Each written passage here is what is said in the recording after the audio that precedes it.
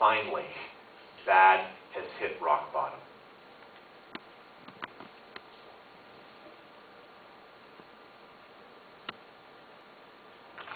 Hello.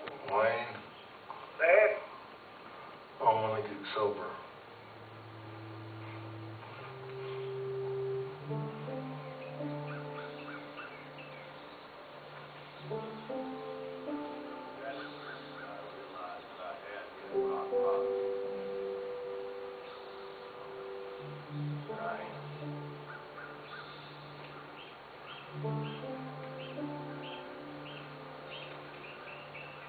I'm bad.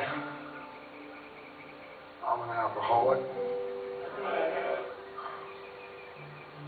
A couple of days ago, I lost a little boy. I was drunk.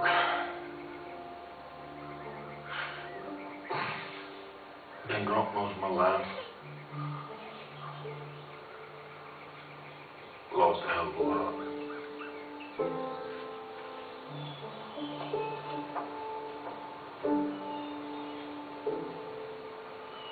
The other day I heard you were an entertainer. I am.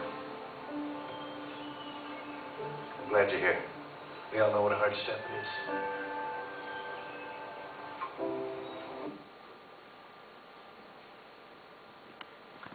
So when the doctor gives him the prognosis about a premature death, you think that would be the moment that would change him. But Bad persists, and it takes him losing this 4-year-old boy and a relationship that actually mattered to him for this life-changing moment to happen. He realizes that he's going to continue to lose things in his life because of his addiction. And you see in this clip right at the beginning, he is a broken man. He asks for help from the one friend that he's got left, a guy who's played by the actor Robert Duvall. And so he checks into a rehab. He initiates an AA program, and he gets himself sober. And following his 30-day initial sobriety treatment, he returns to Jean to apologize, to tell her that he's sincerely sorry, to let her know that he's clean, and that he still loves her, that he wants her back, and that he wants her forgiveness. Well, Jean encourages him on the road to recovery that he's on, but she reiterates that she can't be with him ever again. Desperate, because he can't understand why his giving up alcohol isn't enough for Jean to take him back, he informs her that he's given up his road name of Bad Blake. He's going back to his birth name of Otis, because, and I quote, "I'm not bad anymore." But Jean maintains her position. She maintains her boundaries, and she tells him that if he really loves her, he'll leave her and Buddy alone. And he does. As far as I'm concerned, this is the critical moment in the movie. It's the critical moment in Bad's life, and it's a moment that some of us can relate to really well. Because up to this point in time, all of the positive changes that have been initiated in Bad's life after hitting rock bottom, the sobriety, the AA, the going to rehab, all of those positive changes were executed with the express purpose of getting Jean back. But now she's closed that door on him. The door is closed forever. And so Bad has to decide whether he's going to keep on this road that he's on because it's the right thing to do. He's got to decide if he's going to do it for himself. And thankfully, he does. And the positive changes in his life continue as he rediscovers his love for music. He starts writing songs again. He starts valuing relationships and entering into people's lives again. And so 16 months later, he and Jean cross paths again. He's just performed, I think, in Phoenix again. And he's exiting the stadium, and she's now a bigwig reporter, no longer with a small newspaper. And he's still sober. And he informs her that he's taking life one day at a time. And even though Jean has clearly forgiven him for the time when he compromised her son's safety by losing him in the mall and by succumbing to his temptation and addiction, she still won't have him back. In fact, she shows him a ring on her finger as she's engaged to be married to another man.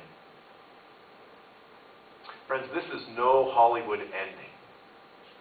but it's a realistic and wise one. Your typical Hollywood ending would put Gene and Otis back into each other's arms. The final scene of the movie would probably be a scene of their wedding day. It would be filled with joy. Little Buddy would be the ring bearer. There's no such scene. Your typical Hollywood movie would put Otis's career back. He'd be a newcomer to the scene of success again. But that doesn't happen either. It's true, he starts making some more money than he's made in the previous decade or so. But now he's no longer in the limelight. Now he's selling songs for another country superstar. Your typical Hollywood movie would see Otis reconnect with his son that he abandoned at the age of 4. But that ship has sailed, and it's never to return. Crazy Heart is not warm and fuzzy. It's hardcore. It's rough. And it's powerful. The main character does not live happily ever after. He still has to continue with this tension of seeing positive changes, but still paying for some of the mistakes he's made, still living with unresolved issues in his life. And we see the pain and shame of things that really aren't good, instead of seeing them get whitewashed or even covered over. Crazy Heart realistically portrays, as well as any film that I've ever seen, just the destructive potential of alcohol to just bring a person down. Several times, Bad vomits from drinking too much. Once we see him forced from stage, and he goes and he vomits into a garbage pail behind the bowling alley. One time he vomits in his house, dressed only in his underwear, and then passes out next to the toilet bowl. There's nothing glamorous about this. Bad is forced to deal with the negative consequences of his choices and his actions, and so Crazy Heart illustrates well the truth of God's Word that says that we reap what we sow. We reap what we sow. If you sow corn, you can't expect to harvest pumpkins. There's a natural law that says that the farmer will reap a harvest from what they plant. And that's true in other areas of our lives too, not just in farming. If you sow lies, eventually you'll reap mistrust. People will start to give up on you. Every action has consequences, either good or bad. And if like Bad Blake, you sow to please your own desires, then you'll reap a harvest of sorrow and regret and broken relationships. On the flip side, if you sow to please God, you will reap a harvest of blessing in this life and blessing in the life to come as well. Which begs the question, what kind of seed are you sowing in your life? What kind of seed am I sowing in my life?